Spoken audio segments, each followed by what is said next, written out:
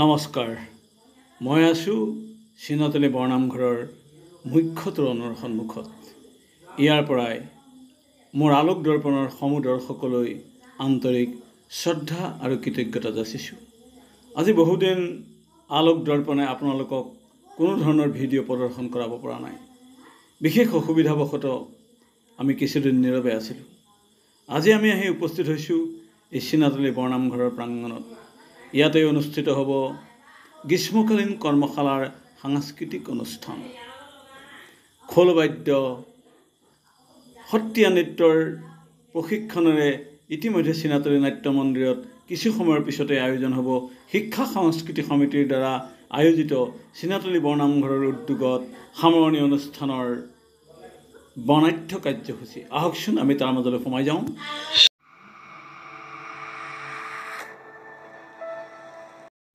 চিনাতলী বৰনামঘৰৰ সম্প্ৰসাৰণ ভৱন তথা মঞ্চত অনুষ্ঠিত হ'ব গ্ৰীষ্মকালীন কৰ্মশালাৰ সামৰণি অনুষ্ঠান। এয়া চিনাতলী বৰনামঘৰ শিক্ষা সংস্কৃতি সমিতিৰ কাৰ্যালয়। চিনাতলী বৰনামঘৰৰ উদ্যোগত শিক্ষা আৰু সাংস্কৃতিক সমিতিৰ পৰিচালনাৰে অনুষ্ঠিত হ'ব জিলিকাব লুইতৰে পাৰ নামৰ সামৰণি অনুষ্ঠান।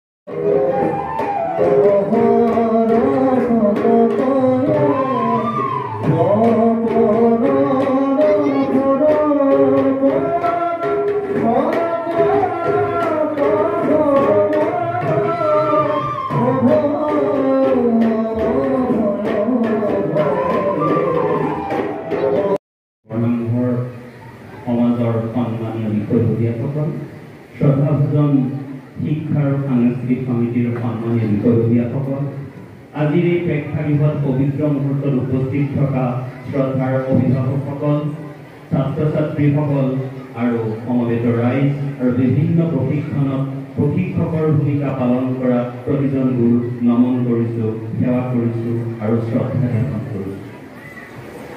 সমগ্ৰ বিশ্বকে অৱধাৰিতভাৱে নিয়ন্ত্ৰণ কৰি থকা শক্তিটোৱে হৈছে সময়।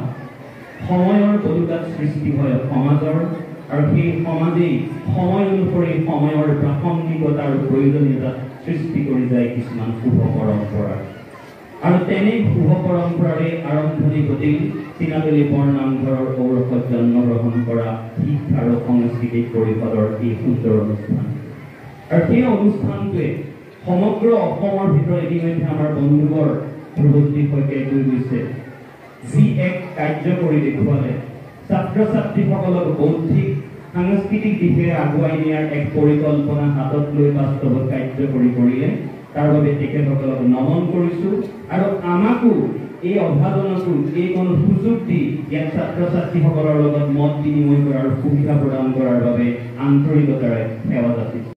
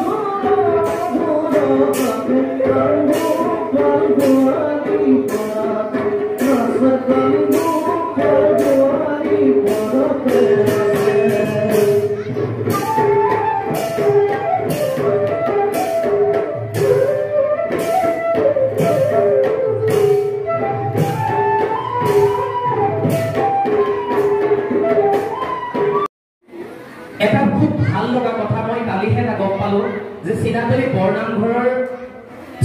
বৰনামঘৰৰ সমাজ পৰিষদ, এই পৰিষদখনৰ যি কৰ্ম সঁচাকৈ শলাগ ল'বলগীয়া।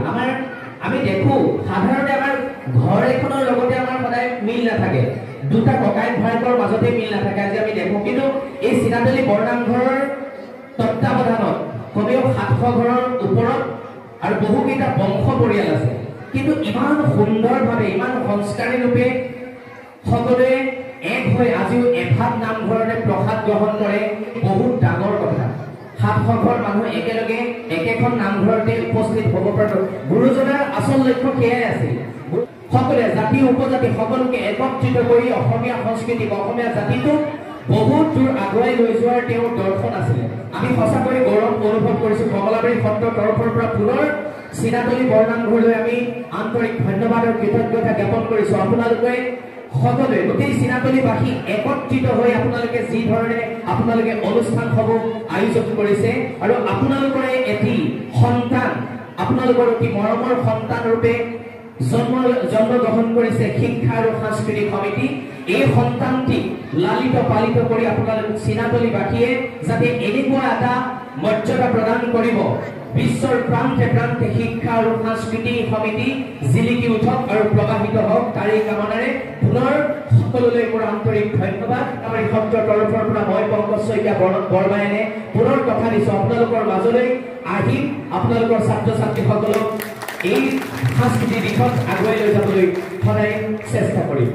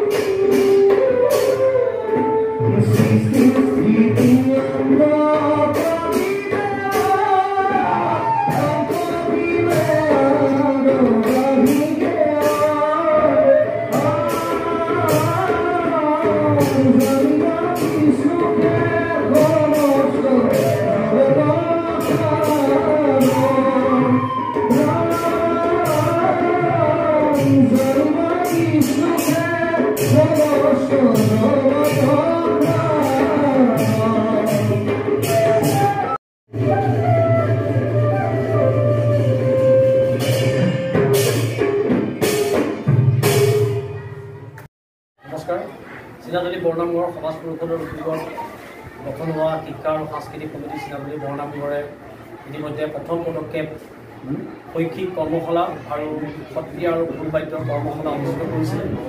20টা দিনৰ অন্তত আজি ইতিমধ্যে এই 2টা ভাগৰ কৰ্মশালাৰ সামৰণি কৰিম আৰু সেই অনুষ্ঠানটো জিলিকাব দুয়োদৰে পাৰ শীৰ্ষক নামাকৰণে ভূপেন হাজৰিকাৰ যি কালজয়ী গীত সেই গীতৰ আধাৰত ইতিমধ্যে আমি সামৰণি অনুষ্ঠানটো আজি নামাকৰণ কৰিছিলোঁ আৰু খুব ভাল লাগিছে যে আমাৰ প্ৰায় 300 ছাত্ৰ ছাত্ৰীয়ে ঢোল বাদ্য সত্ৰীয়া নৃত্যৰ অভিনয় আৰু সমান্তৰালভাৱে শৈক্ষিক কৰ্মশালা দুদিনীয়া কৰ্মশালাত যি শিক্ষা গ্ৰহণ কৰিলে সেইখিনি আমি পৰিদৰ্শন কৰাৰ ব্যৱস্থা কৰিলোঁ আৰু খুব সুন্দৰভাৱে তেখেতসকলে প্ৰদৰ্শন কৰিলে।